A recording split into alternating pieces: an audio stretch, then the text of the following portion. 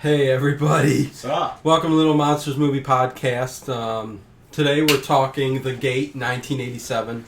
Yes. Another horror movie from 1987. Yeah, we've been kind of on a trend of 80s kids monsters.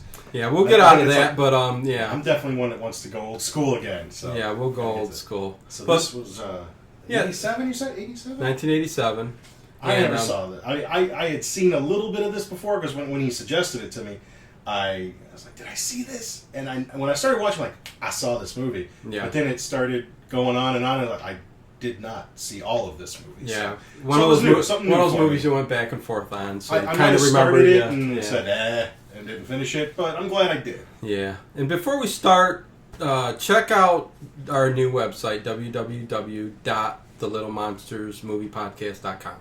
So from there you can get to iTunes, Twitter, Facebook, all that stuff. So check us out. And another thing, YouTube, subscribe. It's the little button down there when you hit the Little Movie Monsters Podcast. Hit that subscribe button so that you're, that means a lot to us and to the YouTube community. So if you can do that, that's awesome. And so this movie isn't as action-packed as most of the movies we've been going through. This is more, I think, more drama. Well, it's horror, but more story-driven. Yeah, and there's like no good-looking chicks in this movie from the 80s. There's horrible hair. We're going to get into that. There's some young kids. There's a girl who's got her hair sticking straight up in the front.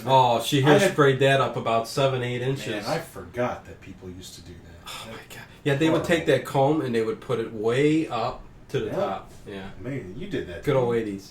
Well, I spiked my hair. I was I was punkish back when I had a lot more hair. I was metal and I spiked it up, So there's a kid I can relate to in this movie. Oh yeah, I tell you, the one thing I did like about the movie was just it was just great. There were 80s themed things throughout the whole movie, like the one young kid with the jean jacket, cut off sleeves. I still have my jean jacket with my patches on it. What's so funny about that?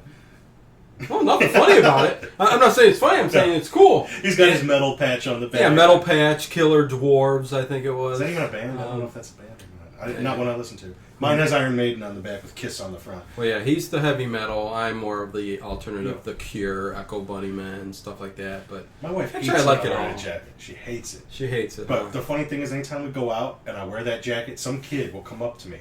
Some teenage kid and go, "That's awesome. Where did you get that?" And I always have to tell him, "Son, I didn't buy this. I made this." Yeah. All right, I sewed them all myself. I didn't have my mom do it. Yeah, I didn't iron them on. I sewed them all on. Yep. And that's how I got patches all over it. Depeche Mode, yeah. No, I don't have Depeche Mode. I got that. I'd get beat up if I had Depeche Mode. Oh, God. Anyways, this movie. Right. Yeah. And also, I love all the stuff that, there's things in this movie that you don't see in kids' rooms nowadays, this is all about, the kids from the 80s. They had the toys all sitting around. In most of the movies we've done lately, because they've been 80s, We got another treehouse. Another treehouse, yeah. And kids in the 80s, they love the treehouses. Hey, who doesn't love a treehouse? But and he was into the rockets and stuff like that. They're all hanging from the room and stuff like that. I don't think there's anybody notable in this movie. I didn't watch it and go, "Oh, I know that person. I know that person." There's like nobody. Stephen Dorff is the little kid. Yeah, and now but he's in now. I saw what he looked like as he was older. I don't recognize him from anything. He was in some stuff there a little bit during the 90s. He reached a peak, I think, and he's nothing since. But this is more of a. Like I said, there's no jokes, no comedy, no nothing. No. These kids are scared, Yeah, we like to terrorize the kids. So it starts off with like a dream sequence, idyllic little neighborhood. I'm not sure where it takes place. Someplace sunny and suburban. Right. And the kid's riding his bike. His name's Glenn. And the little kid, his name's Glenn. Glenn, and his friend is Terry. Yeah. And he's riding his bike through the neighborhood, and then when he gets he comes home, and there's nobody home. Mom, Dad, Al, his sister Alexandra. They call her Al throughout the whole movie. She's a cutie, but she's not. Yeah, You say so. Whatever. Yeah, didn't do nothing for me. But she's not like the chick from Killer Clowns. So no. But what was he going to the kitchen? There's plates sitting out. It's just one of those dreams where you walk into a house, nobody's home. He goes up into his tree house, and I believe lightning hits it. Yeah, and it like blows up and a tree falls down and all that. Yeah. And then he wakes up in his bed. Yeah. And to the sound of workmen in his backyard digging up the old tree that his treehouse was in. Right. Because it's old and rotten and they need to dig that right up. Yeah. So, coincidence that happened in his dream, and he wakes up and it's actually happening. Right, a little prelude of the bad things to come from this area here. Yes, this old tree. And when the workmen are doing their thing out there, he goes out, Glenn goes out there and he finds what they call, I didn't know that it was called this, I had one once, it's called geode.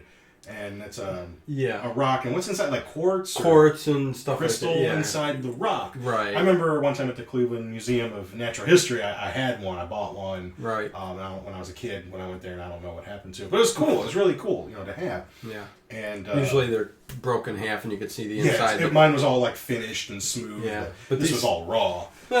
These kids found a big giant ball. Right. And this is a big one, like a basketball. Well, right. When his friend Terry comes over, who's got his metal patches on, and we find out later that his mother just died not too long ago. His father doesn't seem like he's home very much. I know there's a sequel to this movie that Terry's the only returning character in it. And it's the same actor, but he's a couple years older. Yeah, I haven't seen part 2. Neither of them. I don't know that I will. No, I probably won't either. I mean, I read, I went on the Wikipedia and I read what it was about, and it doesn't sound terribly uninteresting. So maybe. I mean, this is a movie that I would recommend. I think most horror fans would watch it. I mean, it is a cult classic. It has reached that cult classic status. It has, huh? It has. But Ted evidently don't like it as much. It's okay. It's all right. It's okay. Yeah, I like the monsters. When we get to talking about the monsters, I love Ray Harryhausen. I love the old school monster. And this has a lot and of it's that got kind that of in stuff. there. So when you put something like that in a movie, and I can tell it's like a little stop motion, little figures moving around, you got my attention. I'm gonna watch it. So the monster character in this, the demon, is the best part of the movie. When we get to that, I'm all about it. But me, I also love, like I said, it's just because I was raised in the 80s. I mean, I love everything. When I see a movie like this, even though this isn't as poppy and action-packed. I love everything. Reminds you when you was a kid. I mean, this is when we were kids. Yeah, when you see the boombox sitting in his room, there's a bunch of boomboxes in this. I used to pop my cassette in there, listen to music all day long. I mean, it doesn't happen. And Terry is in his room with the records. He's got his metal records and albums. But yeah, when we get to that, we'll get to that. But because that's what I identified with the most in the movie. So. So Terry and Glenn, they decide to dig in the yard because they found that one geode. Maybe if they find he tells them. Terry tells them these are worth a lot of money. We can get $100 for this, and they find a giant one. Basketball but size. It's a rock. It's not broken half. It's a rock. They can tell that it's a geode, I guess, because it's kind of hollow inside. Yeah. But it's still hard as a rock.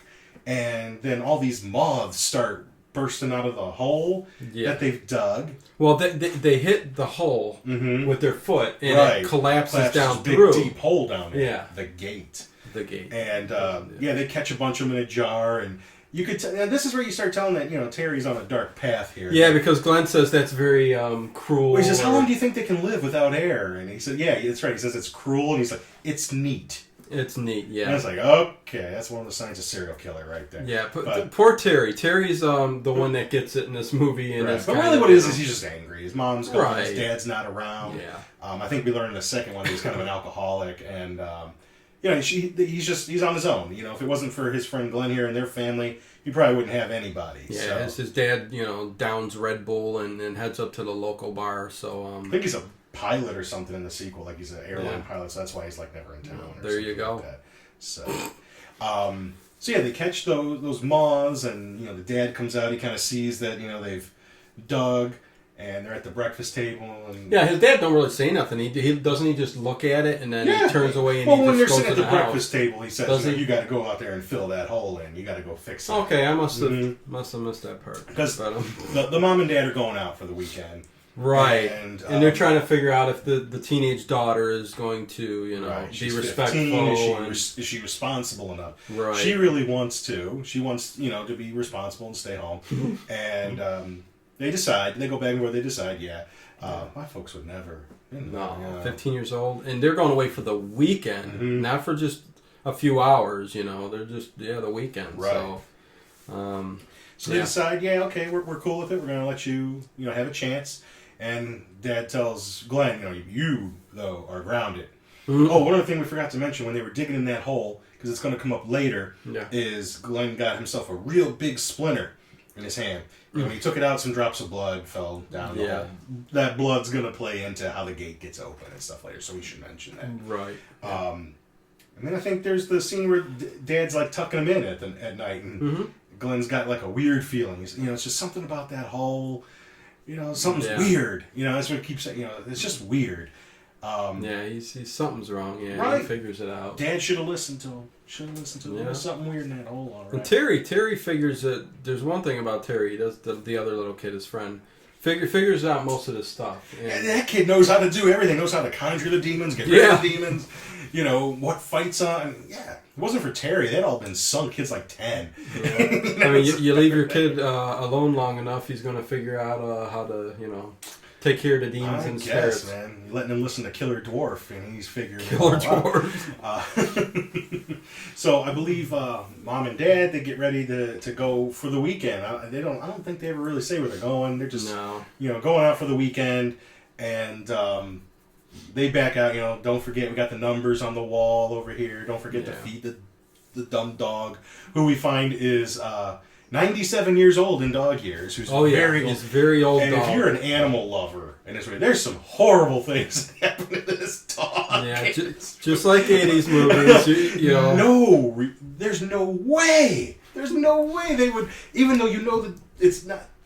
We'll talk about it. Yeah, whatever. There's just no way. Yeah, PETA would be complaining about it. They'd be all over how this dog gets treated. Yeah. Anyways. So no sooner does Mom and Dad leave. They have a big old teen party. That's right. And kids are smoking, they're drinking. But there's always like people that are there that wouldn't be at your party. Like there's the geeks and stuff like that. Like the Anthony Michael Hall, a mix 16 of people. Candles kind of geeks over there. Yeah, your cliques. All the terrible hairstyles, just awful. I love it. Like I love it all. She's got the crimp going on, which I never really cared for that anyway. But. Yeah, I love it all. I love the plaid or pants where they buck. You would fold them at the bottom and the little French cuff or whatever. Yeah, cuff them at the bottom of your pants and they'd all be like a yellow pants, a pink shirt. This is what the guys wore back in the 80s. What I wore in the 80s, I'm pretty much wearing now. Jeans and metal. I have a whole closet full of metal t-shirts. Oh yeah, I never did either. I was more of the punker, So everything was black, still is to me. Yeah, you always wear black. Absolutely. Black is my favorite color. That's all I wear. But yeah, that's what they wore back in the 80s. But, and did you notice, during the party, she's not even enjoying herself. No, she's all cleaning everything up and going around. She can't even enjoy herself at her own party. And that is so true of how it usually is when you're going to throw a party. Right. Your folks are going, you're so worried about them screwing stuff up, stuff getting broken, that you can't even have fun. So don't do it. Well, I think go have a party at someone else's house. Exactly. I love parties in other people's houses. Yeah, man. Sit back, relax, and throw your can down on the corner. Exactly. You pour the beer in the coconut, you throw the can away. And I think it's her two girlfriends who peer pressure, her into, So they're trying to hook her up with this guy. Hook her up with the guy. So that's why where the party came from. I mean, let's get her hooked up. Right. And in the meantime, she's keeping her brother and Terry, who's going to sleep. He's pretty much just staying over the whole weekend. Right. They're up there trying to, they show Terry. He's just sitting there with a chisel and a hammer trying to whack this thing in half. And Glenn just comes up and just hits it with a hammer one time. And it opens Terry up. Loosened it up. And it did emit a light, like a glowing, and he says, "Is it supposed to do that?" I think he said maybe there was some compressed air or something. Could be. And it was sitting on top of one of those old, I don't know what you called them, but it was one of those old, you used to get them at the grocery store. It was a wax board with that gray wax board. Oh, yeah. Where you had the little red plastic pen and you could lift it up, it would erase and put it back down. And it left some kind of markings on there with some kind of words. Right. Not symbols. English. Symbols and some words, yeah. And they were able to make out the words, and they read them out loud, and then it flashes outside to the hole, and you see all this mist and smoke start coming out of it, so, bad stuff's starting to happen. So the big egg opens up, the markings are on that little toy thing, so the kids conjure it up, So yeah, I mean it's all well written, but Right. and the smoke out in the the hole, yeah. So And the kids decide to, I like Terry, after they get it over, it's like, let's go party. Like they're going to go, get some weed and some beers. yeah, I mean that's it. Let's go party. But it's cool. What they do a thing that actually my kids are. I mean, what kid doesn't do that? Tell spooky stories. Yeah, and then they do that. What's that? Stiff as a board, Light as a feather, stiff as a board. Yeah, they're telling some spooky stories, which I don't really see this happen at a high school party. People are looking to hook up and get toked and all that. But they're all, at least 30 kids are in the living room gathered and together. There's about 50 candles lit.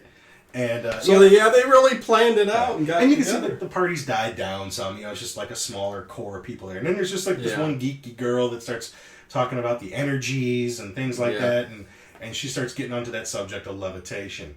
And some people think, it's BS, it's an illusion. She says, no, I've done it. You can do it. Right. And so, they do that kind of... They try I to do it remember with the doing guy. it. Does it work? I never did that. Does it work? We did do it as a kid. We're going to have to do it as adults. See if you can lift me up, 250 pounds. See if you can do that. Then I'll believe anything. I remember it working. They try to do it on the big stud guy. Right. They get like a couple of the girls to do it, and they can't get them up there. But they're also giggly and not concentrating. Right. And that's the thing. You can't have girls do this kind of stuff. And they can't keep their minds focused on it. Exactly. No, yeah. And so they see that... put magic in girls' hands, it's going to not work out. It always too well. turns out bad. Always turns out bad. Unless they're controversial. Name me an instance. Yeah. But anyways, they can't lift them up. Mm-mm. So it's too heavy, So Glenn and Terry, they spot them. Yeah. So they grab Glenn, the little... the brother. Yeah. The brother. And they're gonna do that whole thing. But they're doing something different. They're like kind of joining hands around him. Yeah. They're not like really like, got their two fingers under him to try to lift. And the other girls, chanting some hoopla. Yeah. But then he actually does start, getting light as a feather. And I mean, at first you think they're just actually lifting him up because he's light. He's a young kid. Right. And then after they do that whole hand thing, then they get their hands under him. But they lift him a little bit at first, and then he does. He keeps starts going floating, up. And he goes up to the damn ceiling, and he's grabbing light fixtures. Yeah, he knocks it in a light fixture and pulls it down and falls onto the ground. And he's like, oh. And he ends up dropping to the ground, and I think he just got really freaked out. Really scared and freaked out, as a kid would, and started crying a little bit and ran upstairs. The party kind of ends after that, and the sister Al's trying to get him out of I don't know if he's in his room or bathroom, and and they could tell he's just he's upset, he's scared, and he's embarrassed. Right. At the same time, Terry and her basically say nothing to be embarrassed about. I think even Terry says something like during the quarter-mile run he barfed on some kid. Yeah, he's like 12 minutes, my 12-minute run I barfed on a kid, So right. Yeah. So Terry's sleeping over. He's gone. And the girl checks herself out in the mirror, she's looking we got seeing how, hey, do I look good? And that was kind of reminiscent to me of like 16 Candles when Molly Ringwald's checking herself out on her 16th birthday and it doesn't look any different. And that's what that totally reminded me of. Maybe it's just because I saw 16 Candles not too long ago. Yeah. That's one 80s movie that the John Hughes movies in general. Oh, I love them all. Yeah, I love them all. But anyways, yeah. And the moths all start coming in. Right, they're in the jar, and you can see their shadows. They play a big part in this. I mean, with because they got a bug zapper, I'm glad you on the outside. Because that reminded me, when I was a kid, we would go to visit my dad's family in West Virginia, and this is hillbilly out in the boondocks. And I would spend summers up there, and they had a gigantic one. And on the back porch, everybody just sat on the back deck at night. Yep. And this is in the country, pitch black, dark. That was the only light there was. Bug zapper. It was always cool when you got a moth or a big bug in there, because that sucker would just fry for like 30 seconds straight. And everybody would stop talking. All right. We got ourselves a bird, a hummingbird. We got a hummingbird. Got a hummingbird in that thing. Hummingbirds, but that was always that. And you know what's the worst out there was gnats. Like, you would think mosquitoes would get, gnats are way worse. You can barely see them, and man, they eat you alive. Gnats will bite you? Worse than mosquitoes. Darn gnats. Yeah. But anyway, that's that story. But I like the hummingbird and the bug zapper, though. Yeah. I guess if you could get one in there, I bet it would go for more than 30 seconds. If anybody knows about that, let us know. That's so funny. We want to know. And so Terry, he gets up to go to the John, And yeah, then Glenn because the wakes malls up. were all over the window again Right. and stuff. He freaked out. He Glenn pulled the wakes shade up down. he pulls the shade down. He sees the shadows of the moths. Yeah. Terry comes out of the bathroom and doesn't he notices like some light or something downstairs. Yeah, a little disturbing part. Because, because the door evidently opens. The door opens. And the it's his fog, dead mother. He sees his dead mother. And his dead mother's there. Coming, like, wanting to embrace him. And this is how this whole demon thing kind of works. It takes the form of someone you care about to kind of grab hold of you. It's going to do it again later on. It's very smart. Yeah, the demon's got a hold of Terry, giving him a big hug, lovey-dovey. Meanwhile, in the room, in Glenn's room, you could see, like, things moving behind the walls, some scary stuff going on back there. So, I mean, everything's starting to kind of open up here. Conjuring up, yep. And then after Terry, he's holding his mother, he kind of steps back and notices it's not his mother at all, it's the dog. It's the dog. What was his name? I forget the dog's Angus. name. Yeah, that's right, Angus. That's right, because I kept remembering the Angus beef. You would name the dog after a food product. Right, and he screams. Terry freaks out. Yeah, I mean, because he's holding the dog and it just flops on the ground, and it is like PETA with a big, and this is a big sheepdog, right? Yeah, big giant sheepdog. So imagine him holding it and just dropping it down on the ground. I mean, he screams, and Glenn and Alan come to the top of the stairs, look down, and it looks like the dog has passed away. Yeah. And we do know from earlier in the movie that the dog is really old. Oh yeah. So I mean, nobody's mad at him. Nobody thinks Terry did anything to the dog. He's just he's dead. And, he was scared because he found him. Even Terry says the next morning, "I'm sorry." Right. And everybody knows. They know the dog was old. And Terry's going to go home, and I don't even know why he goes home. Because Glenn asked me, he specifically says, "You want to come over later and mess around?" Which is like what I think they all said, like in Leave It to Beaver all the time. We're just messing around. Hey, that's what they did back then. Yeah, so Terry goes home. Nobody's home. No. And, all he's going to do is like drop his bag off and come back over. Doesn't got to just, he's in the kitchen and there's just like stuff everywhere and there's an old pizza box. And it actually looks disgusting, and he grabs one and just takes a big bite out of it. Pizza's always, man, I've been known, like the next day, like at work or something, if they ordered pizza the night before, there's something, I'll eat it. Yeah, and not sitting out in the stove, bacon, E. coli, and salmonella just reproducing on it. Nah, it's pizza. It's totally awesome. I know. Never once got sick from pizza in my life that I know of. Not once. So, the brother and sister, they're having breakfast. They got to figure out what to do with the dog. And the kid Glenn wants to keep telling, he keeps telling his sister, "I want to call my dad, Mom." Let him know what happened. She keeps saying no because she don't want to get in trouble. Well, she's just afraid that they're going to come home early. Anything that's going to take away from this little bit of freedom that she's got. Because she's got more plans than just that party. I think. The girlfriends are going to show up. Yeah, they'll end up sleeping over too, and they get caught up in this whole hoopla. Right. Although we'll talk about so her girlfriends show up. I think the plan was like to have a beach day or something like that. Go shopping, go to the beach, and this is where we see that one. I don't know her name, but her hair's sticking straight up. Looks ridiculous. 8 inches tall. Gotta love it. Oh man. Spoon. I mean a fork or whatever comb. It's literally hair dry and 8 inches. Some of you women might remember doing it. Oh yeah. And I love how they argue with the brother. Like they're all sisters or something, Oh yeah. I mean, the way that they argue, it's like, why would you argue with a little kid? They interact with he's a sibling himself, one of their brother or something like that. And then they've got that guy with them too that they're trying to hook her up with. Yeah. And then we go back to Terry's house. Glenn's look on his face throughout this whole movie is this kid is just so what's the word I'm trying to do? He's just such a serious look on his face throughout the whole. There's not one smile. Not one frown, not sadness. He even has a face that kind of looks almost adultish, even though he's a child. Right. He's got a very serious adultish face. Yeah.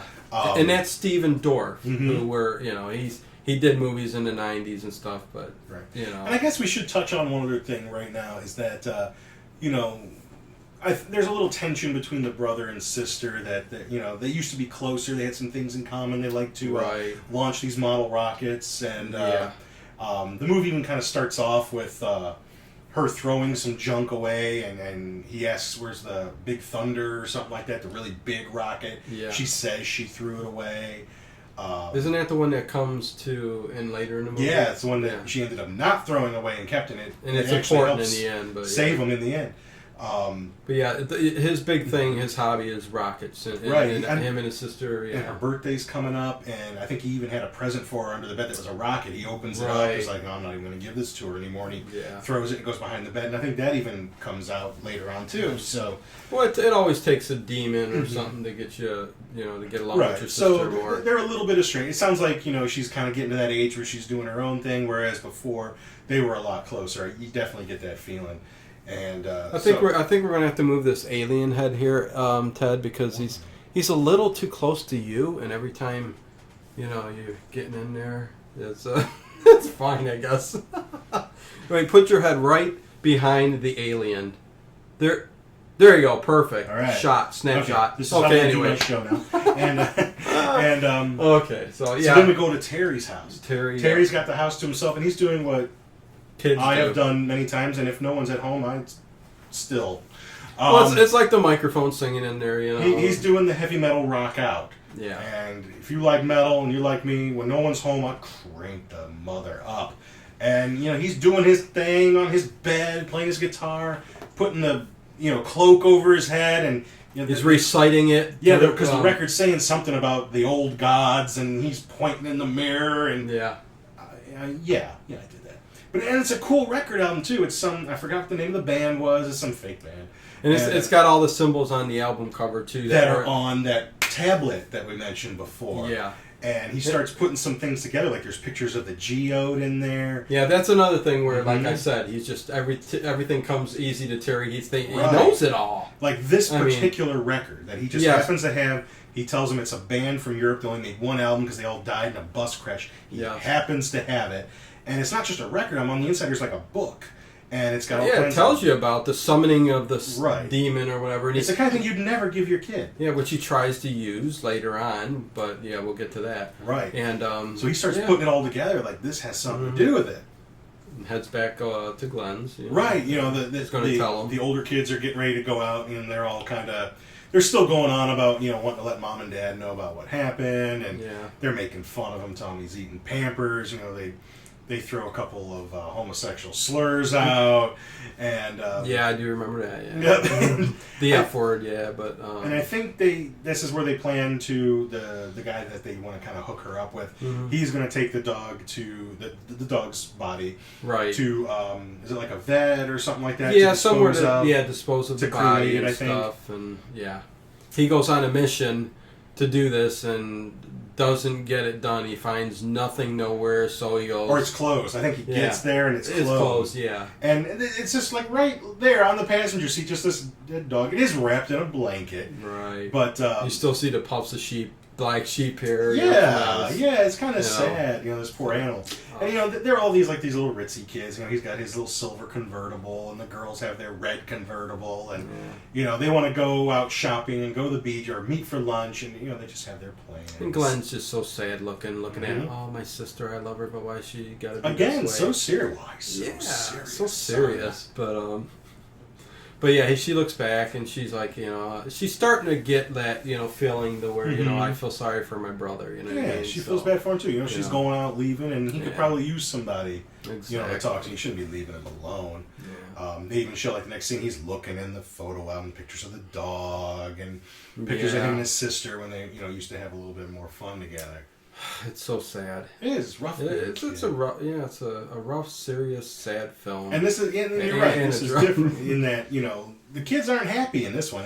No, this is a different type '80s what did we do? Monster Squad. There was laughs and jokes. What did we do before Killer that? Clowns was funny. Burbs. Was, there was comedy there. So, yeah, and we'll go back to something serious in black and white, maybe something. We'll pick something out for next week. That's me. But they do leave, and that's when he gets the present out from under the bed. Yeah, he digs it out from under the bed, and he's got made her a little card and everything, and he just kind of tosses it. It goes behind his bed. But it's like a sure starter for the rockets, which comes into play later on because of. I was never into that. I mean, all it does is launch up and come down. I mean, whoopee. I remember when I was a kid seeing that a couple. When you're a kid, anything that's going to explode. When they do launch, they're all like they're at a rock show, and it's whoopee. But it actually went into orbit and came back down. Maybe. But anyway, Terry does comes come back back, over. yeah. You know, it's his home away from home, and they go out to kind of check out the hole. You know, there's still some mist and stuff coming up from there. Because didn't he? Supposedly, he must have filled it, and it got. Yeah, because they did. They filled it because they keep starting to open back up. It opened back up, yeah. and they decided to cover it up with a big hunk of wood from the old tree house. Yeah. And what's cool is like later on, you even see like the little door latch moving, the little door stuff, latch moving when they do that. You know, something's going to try to get out. And he didn't dispose of the dog yet, did he? No, that's going to come up, I think, next. Okay, a little later. Because he shows up. I don't remember this boyfriend's name. Yeah, but he shows up at the animal control center or vet or whatever to dispose of the animal, and they're closed. So what are we going to do? So he takes it back to the house. And I just remember, like, he opens the door, and the dog's body just falls out on the ground. Yeah. He's banging it into things as he goes in the house. Yep. And what they end up deciding to do, ultimately, they haven't, you know, at this point, they haven't done it yet, but ultimately, I think they're going to just throw it in the hole. Yeah, they just throw it in the hole. Mel's Hole, if you ever listened to Art Bell. It's Mel's Hole. Mel's Hole. Didn't Mel want to be thrown in the hole when he died? Yeah, we threw refrigerators in there. Cars. I think he said, I mean, people from all over for many years too, yeah, and they put a fish line down there for, I don't know how many miles, a fishing line, and never reached the bottom. So if you're an Art Bell fan, I mean, that's a... It's like Mel's Hole. The gate is like Mel's Hole. Yeah, which is up in Oregon or Washington state, where a lot of those volcanic tubing and stuff, you know, were up there. So who knows what maybe it is. There's something to that hollow earth theory. Yeah. You know, maybe Jules Verne wasn't crazy after all. So then we get to, they go to Terry's house, and this is where he tells me about that record album and everything that he's discovered. Yeah. And you gotta love Terry's room, too. He's got all the posters. Oh, he's got a lot of Iron Maiden posters on the wall. Oh, yeah. Iron Maiden's my favorite band, so I'm just right at home. He's got his boombox, his globe, and his metal posters. Yeah.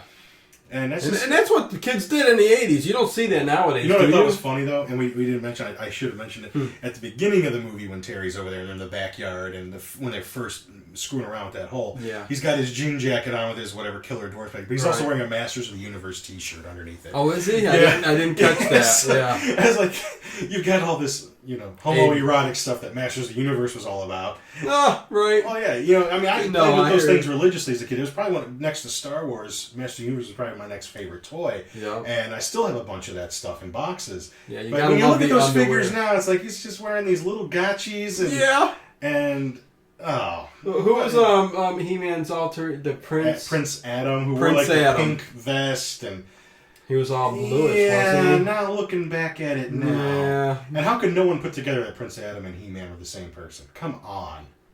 They look exactly the same haircut, same build. You know, He-Man, when he shows up, he's just a little bit more tan. Yeah. Oh, how funny. Yeah. I didn't know any better as a child, but looking back now, like I even tried to watch some of the old cartoons. Yeah. And I'm looking like, what? Because they'll have him get in these positions and what? Oh, he's also muscular. Oh. Muscular. No. Yeah. And they did throw in a She-Ra, but she may have been lesbian. Who knows? I mean, you know, just nothing against any of that. If my sister watches this, she'll appreciate it. Not that there's anything wrong with it, if you're a Seinfeld fan. Not that there's anything wrong with that. There was one year when I talked my baby sister into getting all the She-Ra toys. Because, you know, I collected He-Man, and I just convinced her that that's what she wanted. It's like, I wanted to play with them because they were part of the He-Man universe, but I didn't ask for them. Yeah. And so she got, like, the girl Crystal Palace and all the characters, and she never played with them. So I got double loot. You got all her girl figures, yeah. Yeah. But the He-Man figures. Yeah, you know, they were part of it, because She-Ra and He-Man, they were brother and sister. So. Yeah. So we're back at Terry's place, a little aside there. And, he's showing him that this is like the 80s, you know, when you played the metal records backwards. And he's playing it backwards, it tells you how to close it. And, you know, I couldn't hear a thing out of that when he's doing it. I love that part. Like, I think even the record's got like a pentagram on it, you know, when he's playing it. It was all, satanic. Right. Yeah, so that's when this dude that they're trying to hook her up with shows up, and he decides, you know, he looks over the fence because he's bringing a dog back, sees the hole, and okay, here's what we can do. Just toss the damn dog in the hole. Yeah. And, you know, none of those other girls are around, and it's fun. It's Terry, it's Glenn, and Al, and they decide to launch a rocket. Well, she stays home. Right, instead of this going is the out. first connection between the brother and the sister, and she says, "I'll stay home." And next thing you see them, she's got the rocket jackets on, and they shoot off a rocket together. So they're starting to connect a bit here, and a little bit better. And connection. while they're doing that, Terry's reading all this stuff out of this record album booklet, all this weird stuff, evil stuff, and then they're downstairs. I think they're playing cards or something like that, like they have a little rec room. And then those bimbo sisters or whatever, they show up and they drag her away, and there's the two kids again. Yeah, that's when they were going to have the slumber party, and that's when you see Terry and Glenn too in the closet. Yeah, they're like looting around, I think, right? Yeah. And Terry's got a big old shotgun in his man. Yeah, he's like, yeah, look at this is awesome. Glenn's like, my dad, hey, don't touch it. My dad don't let me play with that. Like Terry's wanting to pop off a couple rounds. Boom. And I think that's when they find that she didn't throw away that big giant rocket. And it's a huge mother of a rocket. And I think they call it Big Thunder or something like that. Yeah, so she had told him that she threw it away. She's outgrown those things. And so she kept that, which is kind of cool. Yeah. It's very cool. But I love how they're just scrounge around in that thing. Yeah, they're just in their closet, and the girls popping with their masks. Yeah, what is that stuff you guys wear on your faces? It's supposed to clear out it's a mask. It clears out the pores on your skin and stuff like that. I put one on every night just for my complexion. I do not. No? Okay. No. Anyway, but it's like this color right there. It's like all this. Yeah, it's just a mask. Al doesn't have it on, but the other two bimbos do. Yeah. So they're just getting ready for the night. Yep. Little slumber party with the girls. They got their headphones on, falling asleep, listening to their '80s, culture club, whatever. Yep.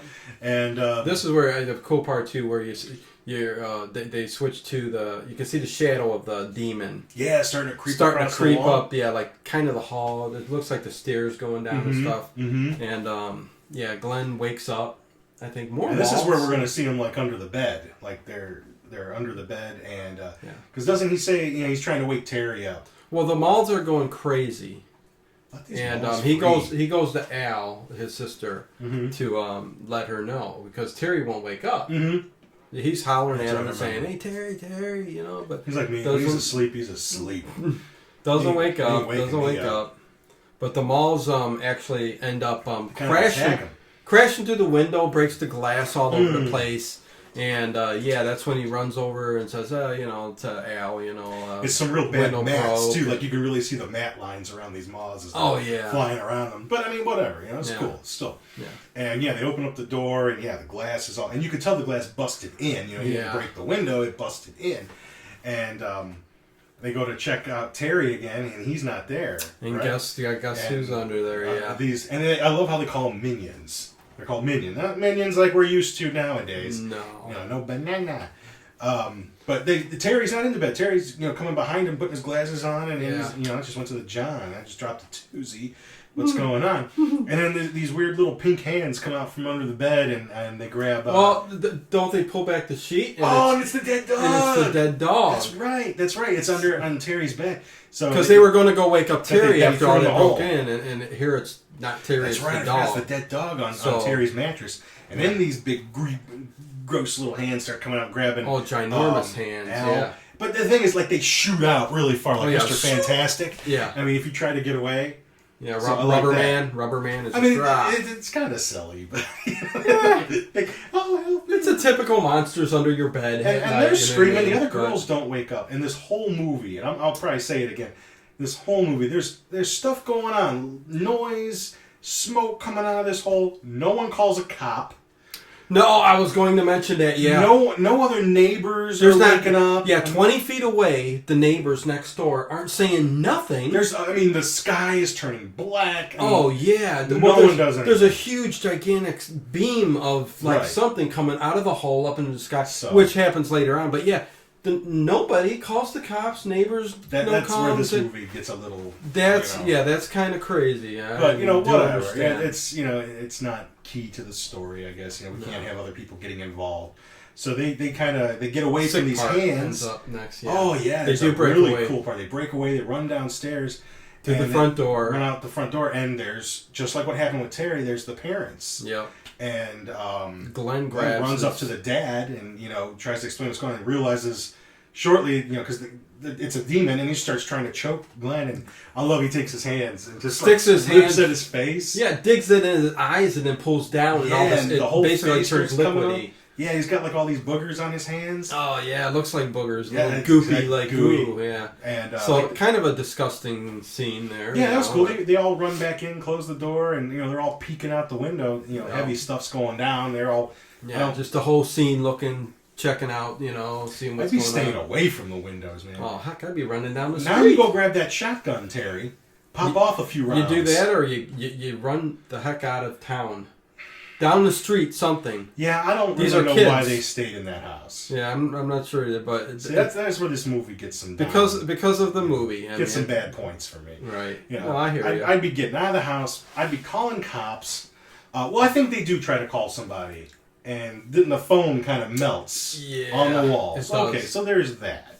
But that's about it. But then, they have the older sister try to go outside, check things out. Why are you going outside? I'm staying indoors. I mean, and then they even say, when she says, "Okay, I'll go check it out," the other girls are like, "You think that's a good idea? That's a good idea. You go check it out."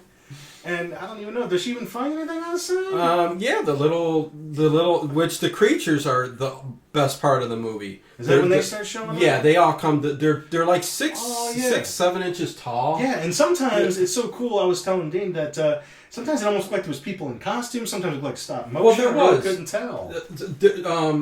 In parts where it does look like there's somebody in a costume, they're in a full rubber outfit. Right. But you can't tell because it's done very, very well. Yeah, the creature effects are really cool. Yeah, so they are some scenes in a full rubber outfit. Mostly when they're running backwards. You can tell if you look back on the movie now. Yeah. But then there's the stop motion. But these creatures are just very, very cool. And I like that. And like the Ray Harryhausen, like you were saying. I like the texture. It just looks... Almost looks like the monster from, what's the name of the old, the one that grew bigger. 20 Million Miles to Earth. Almost looks like that kind of a one. serpent monster. Sort of, yeah. He does. I agree. And that creature almost looked like the Kraken from Clash of Titans, except much smaller. Right. So they got kind of like that, but they're more fleshy colored. Yeah. A little bit more humanoid sort of face, but yeah, just... And what happens with this creature, too, throughout the thing is they kind of like, you find out, they morph into it's a bigger things, and when they...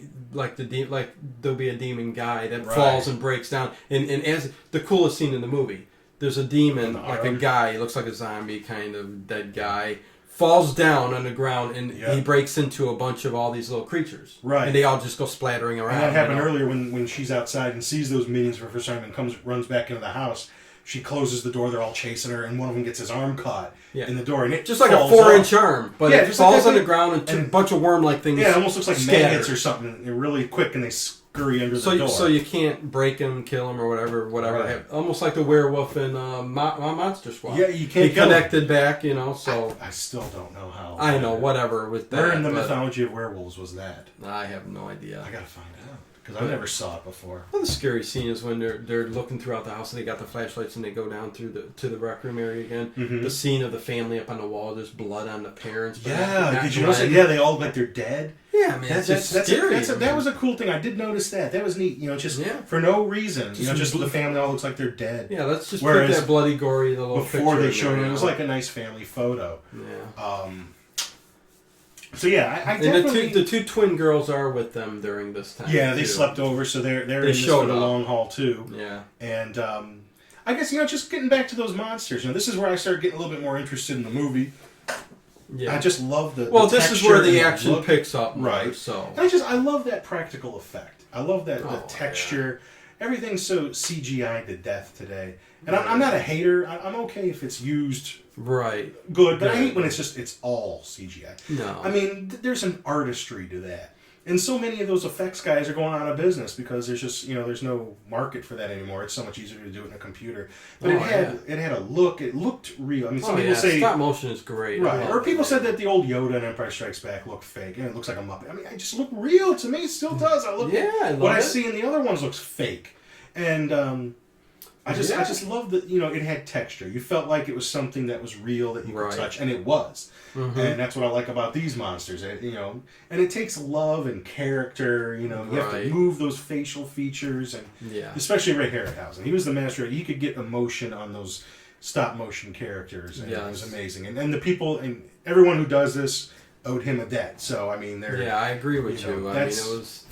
That's what I grew up with. That's what I like. It's what I still like. Oh, yeah. And I just think it was better. I mean, it was art. It was an art form that's unfortunately started. I think a lot of these other countries still actually do that kind of stop motion, and they're the ones still making the good stop motion movies, Point one out to me.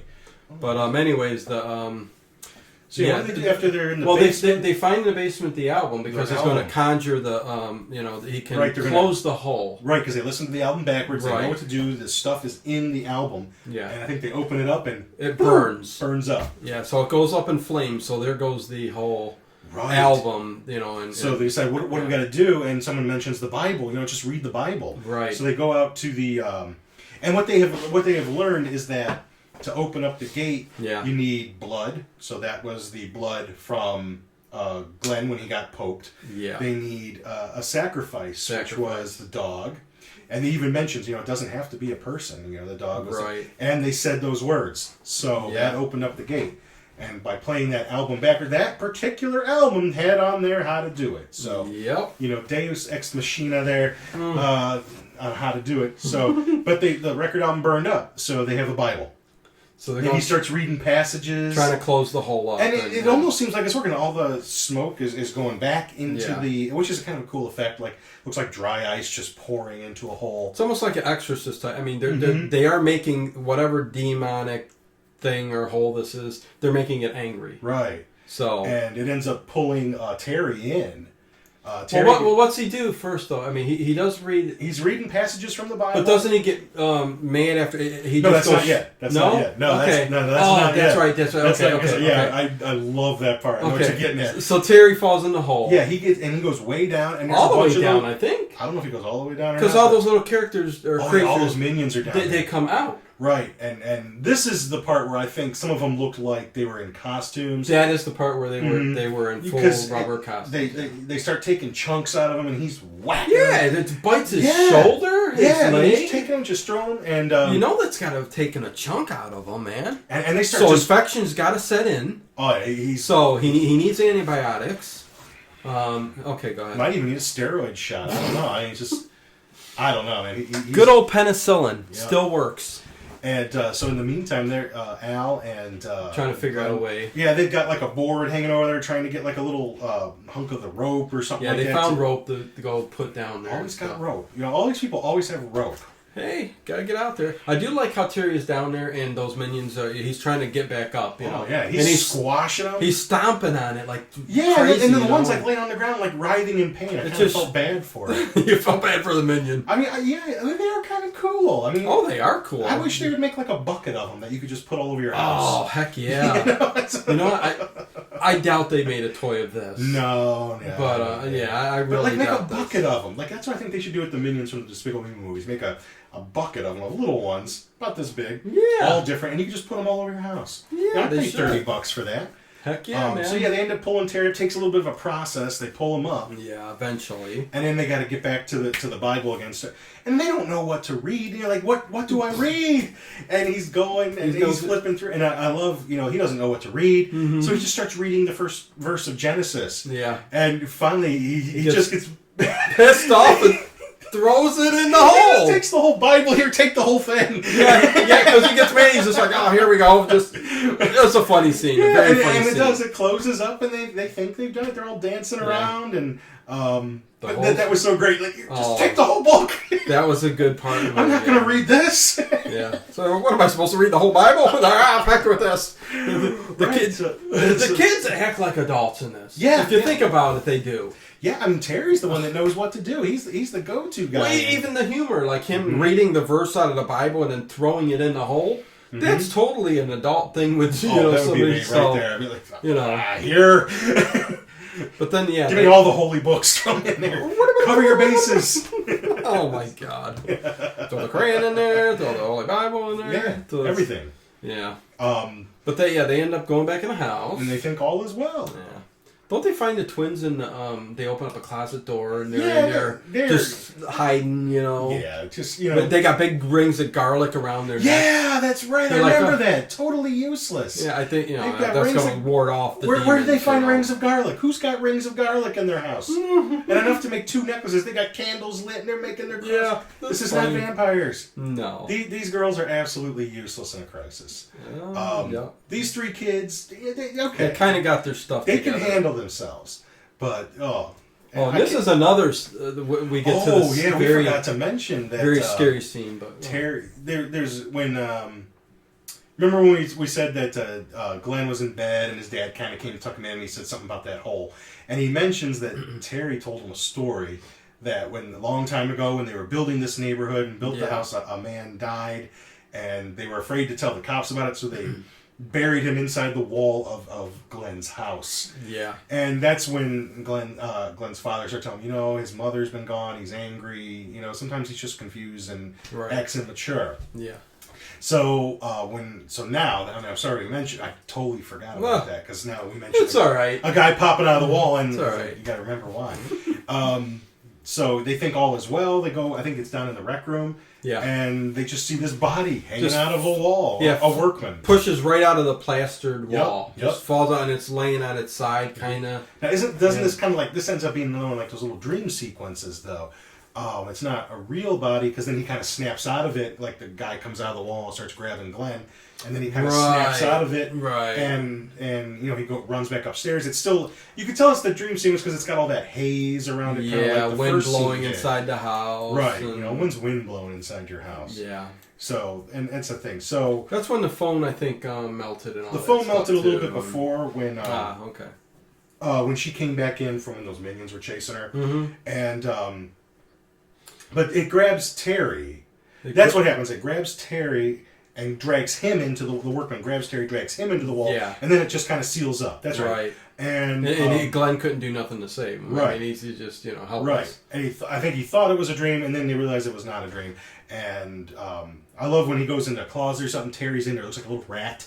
Yeah, and he starts taking a big chunk out of his hand. Yeah, he's like possessed because you can see it in his eyes and his face, and he looks kind of like dead, kind of. And I think the sister just like beats the hell out of him with a Barbie doll. Oh no, he sticks the Barbie doll's foot, jabs the leg like a knife right into his eye. Aww, it's a very it's a sickening scene there too. But he just right in Terry's eye. Poor kid. I mean, he got grabbed by the demon, and now he's got a Barbie's leg through his eye. Should have been a little nicer. He couldn't help it. Then it just closes up too. Right. It's like in the wall of the closet or something. Everything like just closes. Or was that up. zipper bag where the gun was? It was that zipper bag. Okay, That's where he pops out of, where the shotgun was.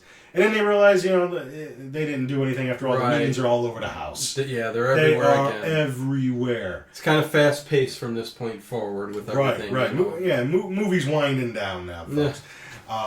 We won't prolong the pain too much more. And they stupidly try to lock themselves in the closet. Which is kind of like, the Jamie Lee Curtis Halloween thing. I kind of like that, yeah. Hiding in the closet. I mean, you got nowhere to go. I'd jump out of a second-story window if I had to. Yeah. I'll just hang drop.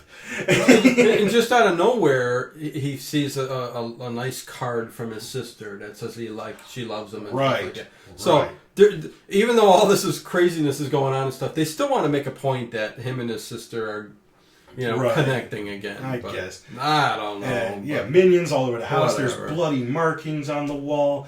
And, when they come out of the closet, the floor just starts caving in. Yeah, and the steps are... He's trying the hole that was outside, there's a gigantic hole in the middle of the house. Right, under the house. And he's trying to creep up the stairs. The stairs start falling apart. And, I mean, this is... The walls, moving. Yeah, the house is not built well at all. The walls are really shaking. The steps are falling apart. Everything's, I mean, you got to get a contractor in there. I would say so. Yeah, probably. Homes on home. Yeah. He's got a lot of work to do in this house. And this old house. I know. But, I just... there's like a bloody hand with an eye in it. And that's what happens when he gets bit. That happens when the doesn't that happen after he gets bit? He gets the eye in his hand.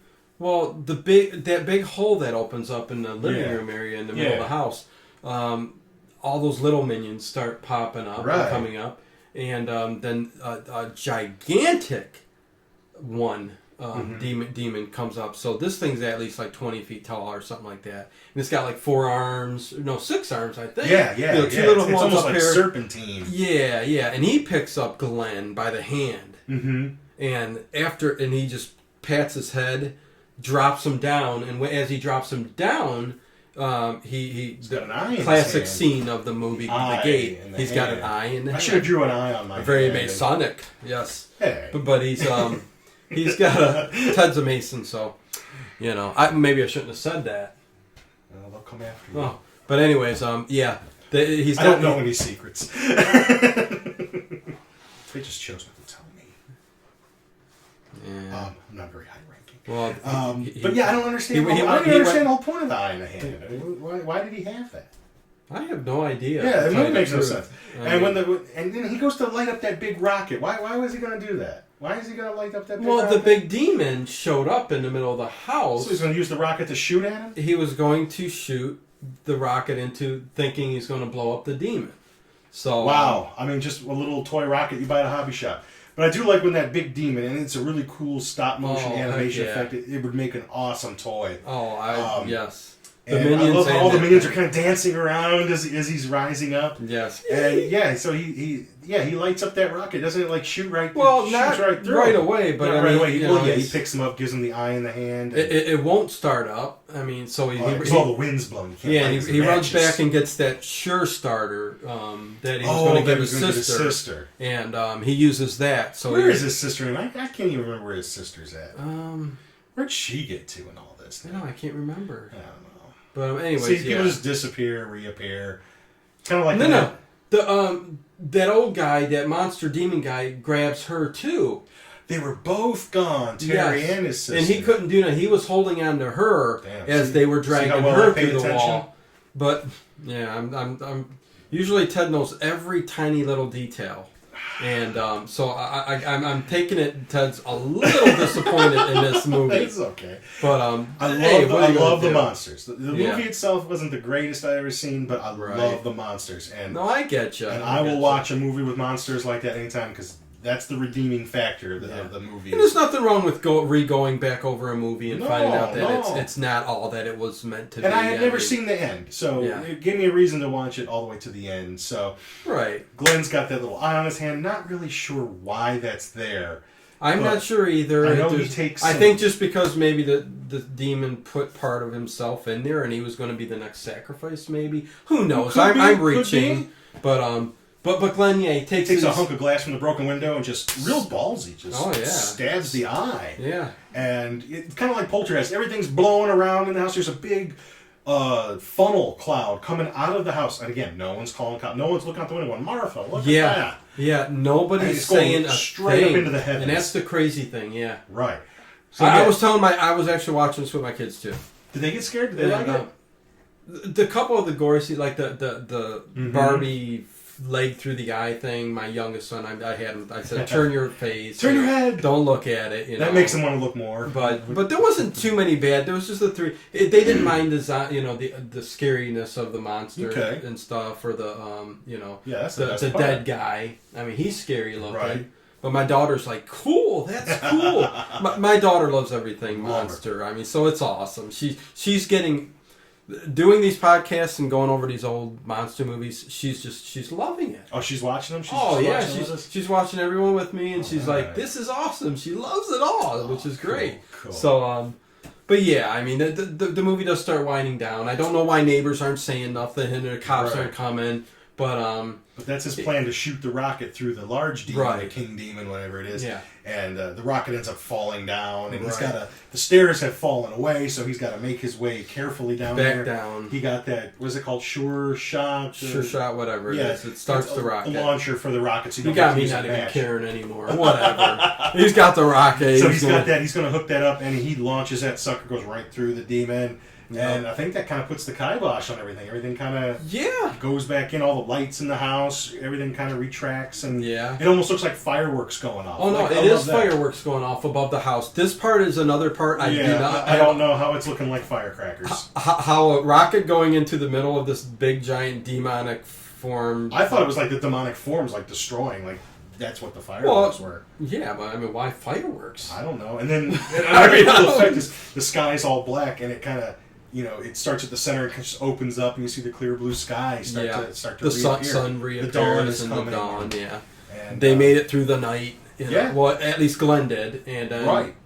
We find out that the sister and Terry they obviously make it. He goes back in the house. House is Yeah, I mean, the house is still, it's destroyed. So whenever, it's not like everything went back to normal. Right. They're not going to have time to clean this up. Oh, no. The parents are just going to be like, what? And like, they're going to even believe them. I know.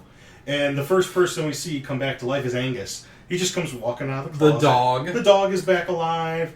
And the sister comes and out Terry, of the closet. They both come out of the closet. They come out of the closet. That must have been the portal, like, Poltergeist. It's a closet, I don't know. And they all hug it out, and that's pretty much the end of the flick. That's I mean, there will be a couple years later a sequel. I think they made it in '89. Yeah. And that one's mostly going to feature Louis Tripp, who is Terry, and it's going to be his character. And he, if you're interested in it, from what I understand, Glenn and his family have moved away, right? But his house is still there, and he's just drawn to that whole idea of the gate and the power and everything, and he decides to break into that house and kind of open the portal again. The minions show up again, and I think they start getting. He actually gained some powers, like he can wish fulfillment powers. Do you remember when the second movie was made? I think it was '89. I'm pretty sure. Was it? Okay, so it's an '80s movie. So a couple years right after this. Yeah, so he'd been a few years older. I'm surprised I didn't actually watch the second one. I don't know. I might not be in a hurry to, but no. I guess I would be curious. Usually when I watch one movie, if I know there's another one, I gotta watch the others just to see how it all happens. And you know what? I bet most people who do love this movie, are there any? Probably. I didn't hate it, guys. I didn't hate it. I mean, I'll say again. I mean, it wasn't the worst movie, and it wasn't the best movie. No. It was one of those movies that I remember it being really good. It is a very cult-oriented movie now, even though we would look and go, There's just a few things that stretch the imagination. No, and make it a little unrealistic. With cult movies, I mean, it gains it, and I think it was mostly from the monsters. I mean, you know what gets me? It's like I can accept the portal, I can accept the monsters, all that. It's the neighbor's not calling the cops. That's what that's what ruins it for me. Biggest flaw of the movie. It's the team. Yeah, that could happen. Yeah, that's okay. No, honey, the kid's got shooting a big spotlight out of the hole in the ground. Right. It's let's just presume for a moment that can actually happen. Right. And then, but no one calls the police. That's no. It ruins the whole movie. I get it for you. And totally. Little things like the eye in the hand is a cool effect. I just wish I kind of understood why it happened. If you're looking for explanations on certain parts of the stories, certain parts, you're not going to get them. So you got to take it for what it's worth. The record album is just a little bit convenient that had all the answers. Oh yeah, I mean the whole movie. But that's how these movies are. That's the cool thing about horror movies. It's cheesy, campy. Right. Although this wasn't too cheesy. I mean, this was it was more dramatic horror. Yeah, there wasn't too much cheese. I mean, it's a product of the times. It just there were flaws, and there were if you like it, you like it. I would watch it again for the monsters. Let's put it that way. Right, I would watch it again for the monsters. I would think any horror monster movie fan would watch it too, and I think at least once. Right. And out of a lot of '80s movies, and the creature effect and stuff, I put that up there. There's some really cool effects creature-wise, yeah, definitely. There was some really cool stuff in there that I hadn't seen. A lot of times they're done on the cheap, and it looks like they put a little effort into some of these characters, and even used bodysuits, and just to make it all look cool, so they could do more things. So I liked it and appreciated it for that. Like I said, just a few story elements that didn't quite work for me, but I wouldn't, I totally understand. I'd give it like a B- C+ kind of thing. Yeah, so same here. Same here. It's not Wicker Man, but it doesn't try to proclaim itself as art. And, right. That's well, what kind of black and whites you thinking? I don't know. It doesn't even have to be a black and white. I feel like I want to get to something a little bit more gothic and old school, and something that don't have so many damn kids in it. Yeah, no, I hear you. Yeah, we'll definitely get. We're getting tapped out on kids movies. No, we'll get something a little bit darker, right. a little bit. And we did put lists together of movies that we want to do, and some of them aren't even horror movies. Like I thought it'd be cool, like to do like Willy Wonka or something like that, because there's some weird dark stuff in that movie too. Yeah. And we're both Woody Allen fans, and I love Manhattan Murder Mystery. Just to talk about that, even though it's not really a horror movie, but it's like a thriller kind of thing, and that would be a fun movie to do. Yeah, might have to do that one soon. Because I'm kind of itching to watch that. Manhattan Murder Mystery? We should do that one soon. Why not throw it out there? I mean, we're always going to do horror movies, but... that's the closest that Woody Allen got to horror. Yeah. But I think next week we'll definitely do a darker horror movie. Okay, I'm not sure what yet, but we will do that. And then maybe the following week we'll do I could watch Manhattan Murder Mystery once a month, once a week. This is the one that got me into Woody Allen, and I love him. And that's just a classic. Forget that he's weird and all that stuff. I know, brilliant. People hear Woody Allen and go, nah. But I'll tell you what, man. He's made some movies like Manhattan Murder Mystery. Mm-hmm. I mean, I can quote. Funny. I mean, there's lines in there that are just so great, and they're sitting in. You can't bluff a bluffer. You can't bluff a bluffer. And he doesn't believe that she's seen this killing going on, all this stuff. Yeah. And he's sitting in a car to stake out. He's the boring one. And they finally do see the dead woman. Okay, and I'm not giving nothing away. I'm just throwing this out there real quick because it's a great movie. Right. He sees her and after all this denying and saying that it's didn't happen, he goes, I told you. He goes, oh my God, see there she is. Oh my God, I told you so. He goes, I'm scared. Yes. I mean, it's just. It's Woody Allen's classic. Maybe in a couple of weeks we'll do that because it is. We'll be laughing the whole time. But that's a good one you got to watch before we talk about it. Yeah, so watch. We're gonna be laughing and we get the jokes, and it just helps if you've seen it.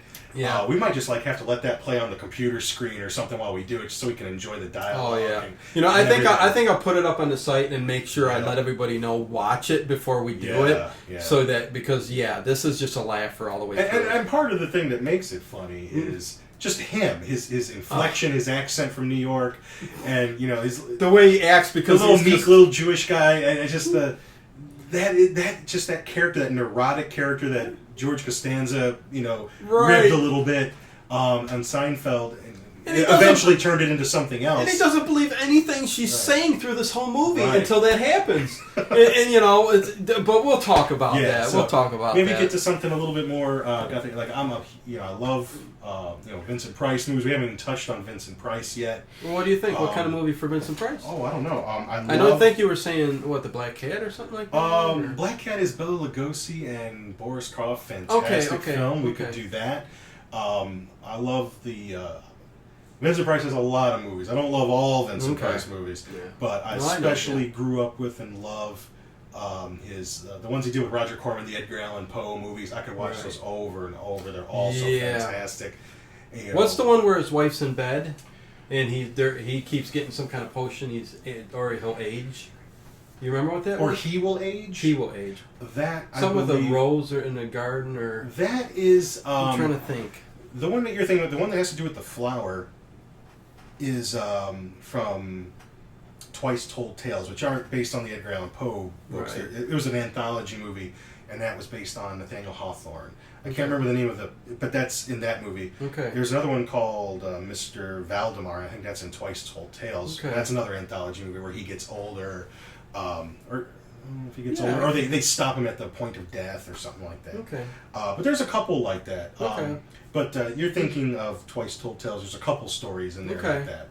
Okay. But I'd love to touch on a Vincent Price, Roger Corman movie, or Black Cat would be an awesome one to do too. Okay. Well, we'll let you guys know. We'll figure it out and post it. Let you guys know. So absolutely. Yeah. So another good podcast. Yeah. Maybe not the best movie, but we went over it thoroughly. And C plus for the monster effects, especially. Go for it. Yeah. Like I said, story-wise, but there's enough holes in other horror movies too. So it's not like the ones that I watch are so up there and there's no plot holes.